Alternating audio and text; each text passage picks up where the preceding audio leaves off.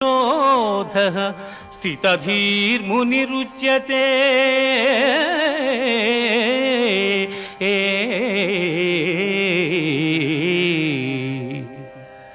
దుఃఖములు కలిగినప్పుడు దిగులు చెందని వాడును, సుఖములు కలిగినప్పుడు స్పృహ లేని వాడును, రాగము భయము క్రోధము పోయిన వాడును స్థితప్రజ్ఞుడని చెప్పబడును.